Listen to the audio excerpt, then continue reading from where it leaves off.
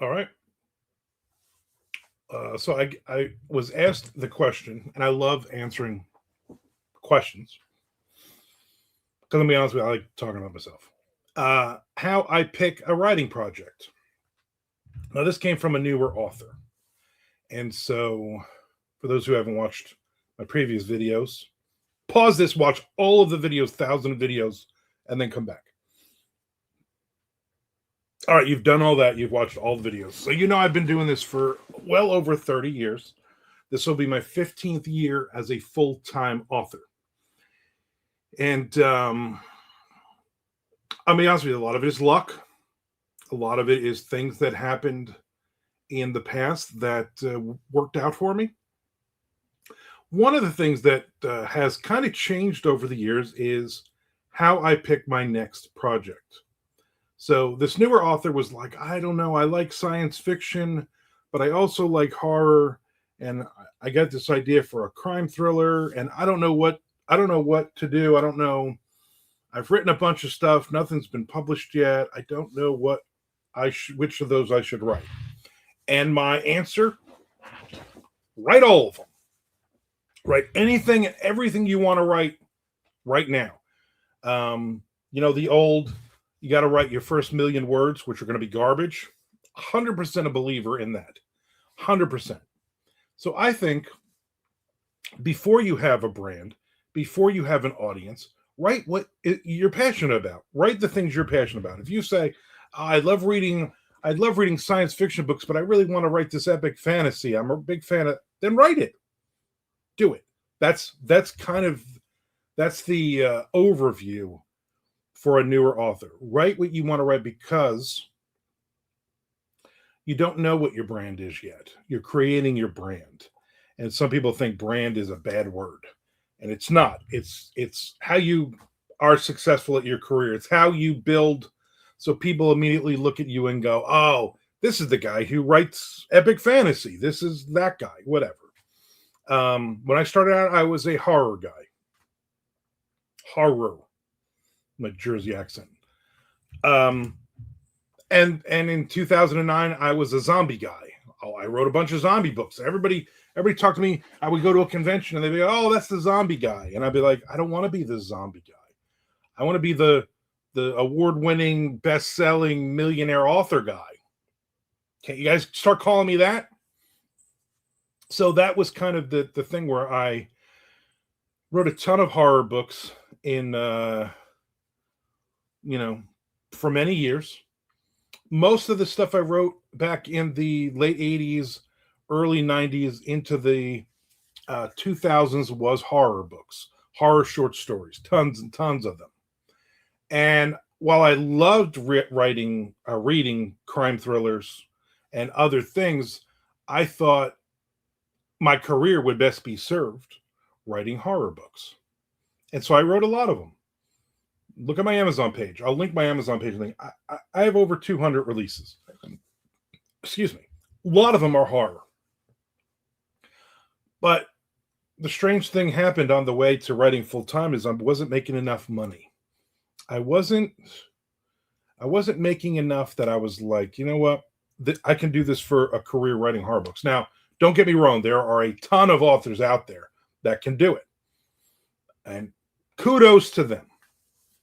But I was never going to be that guy. I was always going to be the mid-list horror guy, if I got lucky.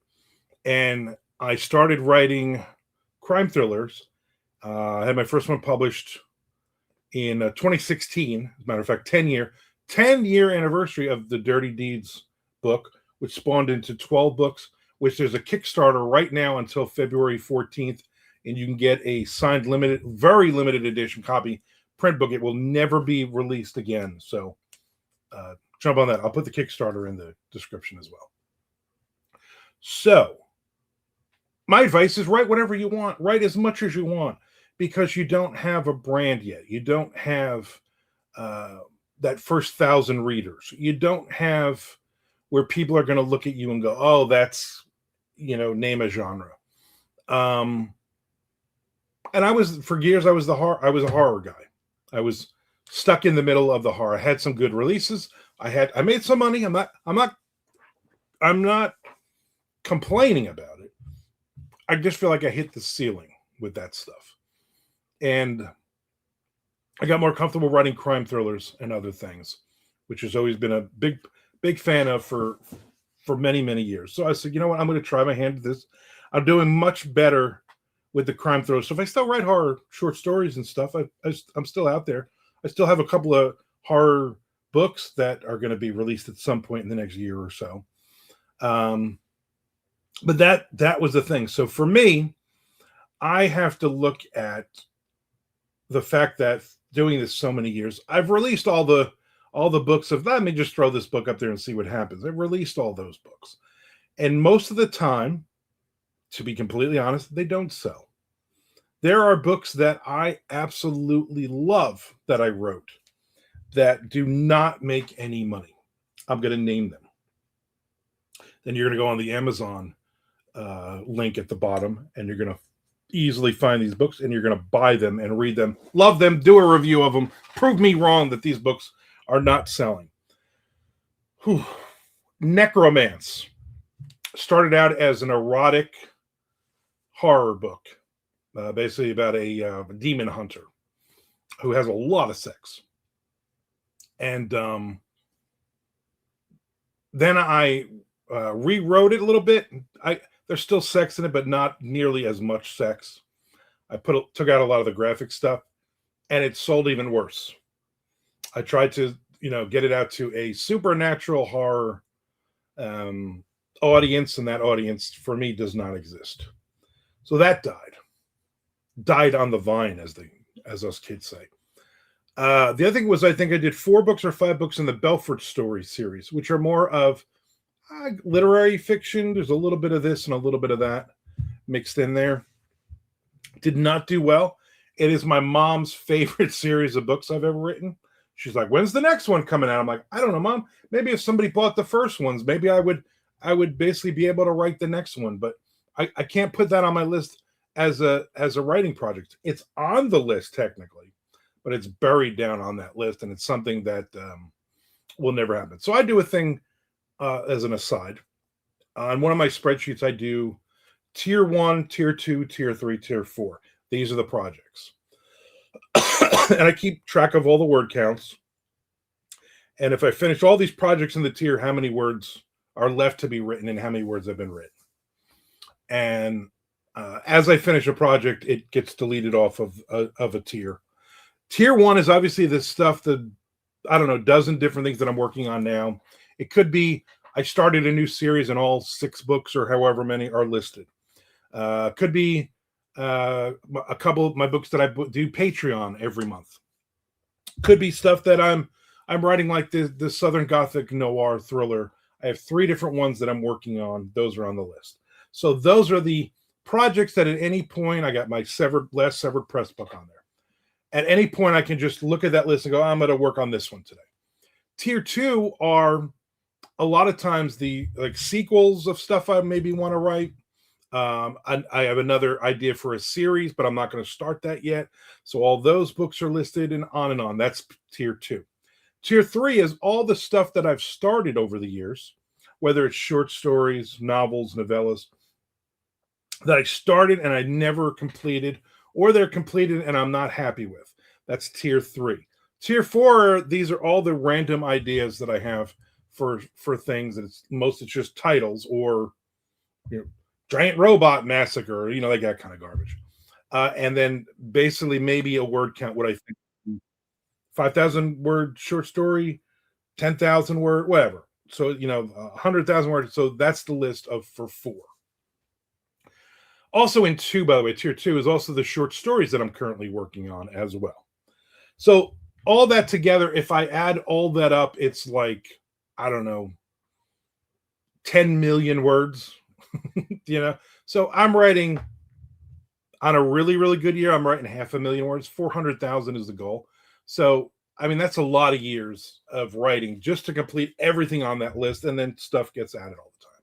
So I need to look at that and say, you know what? I need to look at this as a career. I need to look at this as, what's the next writing project that will make me money that I like? I'm never going to go, you know what? Romance is big right now. A military romance is the big thing, whatever. That's what I'm going to write just to write it. I'm not going to do that. But what I will look and say, okay, what has been selling for me? What are the books? What are the ideas that have been selling for me? And do I have anything similar? Do I have anything that would, I can add a character from this book or a character from that book. I can add it in, and there's Maisie. It's Maisie. She just hangs out of that chair back there. So, what can I do to make money? That's the bottom line here. Because if this is a hobby for you, that's awesome. Write because you love writing. Write because you want to tell a story. Write your memoir because you want your 6 family members to read about your life. Whatever. That's cool. I have no problem with that at all. But if you're going to say to me, I want to do this for a living, I want this to be a career. At some point, you've written that great book, that your great American novel, and it sold 3 copies. And do you say to yourself, well, this was supposed to be a 10-book series. So do you continue to write that thing? Or do you go, well, let me switch over to do this? So my problem is I kept writing those series. I kept writing a series that was just not selling, and I swore it was going to sell. I swore, well, with this 3rd book, and you got to get to book 4 or book 5 before a series sells. Like, all the things writing advice you hear, good and bad. I think I'm going to have to do a video on those ideas as well. But so you look at it and you go, this isn't selling. Why am I writing more of this? Why am I continuing this series? Why am I continuing to write this subgenre of whatever it is? And I realized quickly that it's just not working for me, and I need to seriously look at my spreadsheet and look at my board. So I have a dry erase board, and it has everything listed that I'm currently working on, and also every month for like the next 18 months. And after a month ends, I erase. I add the next month. So it's always 18 months. I'm looking ahead, and I'm saying, okay, what are my releases? And it's not set in stone. It's just like, oh, I could throw this book in here. I could throw this book in here. And a lot of times I'm like, I know this book is not going to sell. Realistically, this is not going to make me money, but I'm going to throw it on the list because I'll make something out of it. And if I can break even because of what I've paid for cover art and what I've paid for editing, I do my own formatting, which I should probably pay somebody to do my formatting. But all of that stuff, if I can break even on those, then I'm happy. On the stuff that's supposed to make me money, that stuff is supposed to make me money. And if it stops making me money, then I look and I go, what am I doing? Now I did another video where I said I'm not going to be self-publishing anymore. That's generally true. There are things that will be out over the next year and a half that are already in the queue, in the quay. I don't know, I used to work with a guy, and he used to say, Netflix. Remember anybody old enough to remember Netflix when they used to mail you the CDs in the mail? And he always used to say, oh, I just put that on my quay. And I'm like, or your queue. I know there's a lot of extra letters there. Anyway, I don't know where I was going with that. So I look at this board and I say, what is going to make money right now? What the projects that I am picking are the Southern Gothic noir thrillers. So you look at S.A. Cosby, you look at Brian Pankowick, you look at basically the guys who are writing Southern thrillers and really dark noir stuff like that, stuff where the main character, maybe he might live at the end, but he's going to be much worse off. And so that's this kind of stuff that I love to read. That's the kind of stuff that I love to write.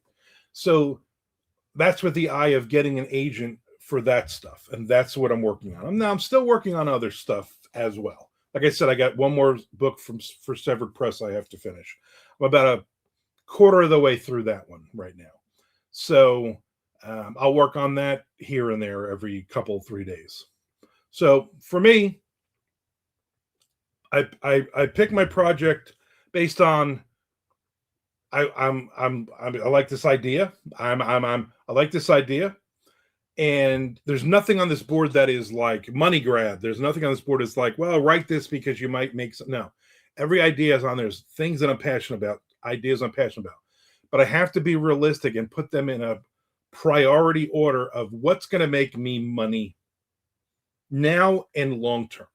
Got to look long term at this career. You can't just go, well, mafia romance is really big right now, so I'm going to write a mafia romance. You know what I mean? Because by the time you finish that book, especially if you're trying to get a publisher for it, by the time that comes out, hey, guess what? Nobody wants mafia romance anymore. So you got to look at it. You got to look at all these things realistically, and you got to say to yourself, self, what am I doing to make my career move forward? What am I doing? So I'm not an author that's going to write one book a year. Hats off to the people who can write one book a year, release one book a year, and they're fine. I had a conversation at VoucherCon, a brief conversation with Brad Thor. And he was very excited because the year before he had written 2 books in a year. He wrote a book and then he co-wrote a book with somebody, and he was very excited. And I'm thinking, I'm writing 10 a year, and I'm not making a tenth of what 1% of what you're making, buddy. I would love that. I would love to be able to get to a point in my career where I'm writing 1 book a year and just taking my time with it, writing a bunch of short stories, writing other stuff. My goal would probably still be 400,000 words a year, but just to write that book and put that book out, I think would be amazing. And I'm not there. I can't afford it. I can't pick that one project and go, this is what I'm going to do. Now, that's the goal. The goal is to get an agent and get a bigger publisher. Advance. This book comes out. Everybody loves it. I'm on Oprah. I'm hanging out with Tom Green in Canada. I don't know if he still does this stuff. And I'm being interviewed all over the place and doing my book tour, whatever, all the unrealistic dream of I'm going to be a millionaire because of this book comes out. When the reality is, if it sells well and they say, hey, we want another book, we want a sequel, or we want to just throw us some more ideas kind of thing, I'd be happy. I'd be happy if my agent said, hey, we can only shop 1 book a year, and here's a contract for 3 books, 4 books, whatever, and then give me some ideas and we're going to put that. That would be that job security type of thing. Okay. And then I just got to go out there and promote and sell that book, which I have no problem doing. So that's kind of where I am right now. It's very different from the beginning. Was like, I'm going to write a zombie story. I'm going to write a supernatural horror story. I'm going to write some kind of weird extreme horror thing because I think I got an idea for it. I'm going to write whatever. I'm just writing and writing and writing a bunch of stuff. Throw it up against the wall, see what sticks. And the zombie stuff still sells. So that stuck. And the crime thriller stuff, for the most part, still sells. I got a book, Bad People Doing Bad Things, which ties into the Dirty Deeds world. That does not sell. It's a standalone. Probably shouldn't have been a standalone. Standalones don't generally sell as well, crime thrillers. I'm just talking about us middle of the pack and lower guys. I'm not talking about the big, S.A. Cosby writes, he doesn't write sequels. Well, yeah, Dean Koontz doesn't write. Oh, I get it. Okay. I get it. I'm saying for me, from my level, wherever that may be, we need to do a series. We need to do sequels. We need to do stuff like that. So looking at that, my next project will not be a standalone crime thriller. Doesn't make any sense. Those got pushed back to the 2nd tier, or most of the time they get pushed back to the 4th tier. I got some great ideas in that 4th tier that I haven't started a book yet. I have some great ideas in that 3rd tier of books that I have started, short stories that I have started that just didn't go anywhere, that I think I could either cannibalize, take that idea or those characters and do something better with it, or just sit down and rewrite the whole damn thing. I don't know. All I do know is, you got to make smart choices, and you can't just look at today. You got to look at long term. What is this going to do long term for me in my writing career? Because you know, hopefully you're in it for the long haul. 30 something years doing this. There aren't a ton of us that I can remember from 30 years ago doing this. There aren't a lot of people that I can remember 20 years ago or 15 years ago when I went full time. So many authors have dropped out. So many authors do that one and done book.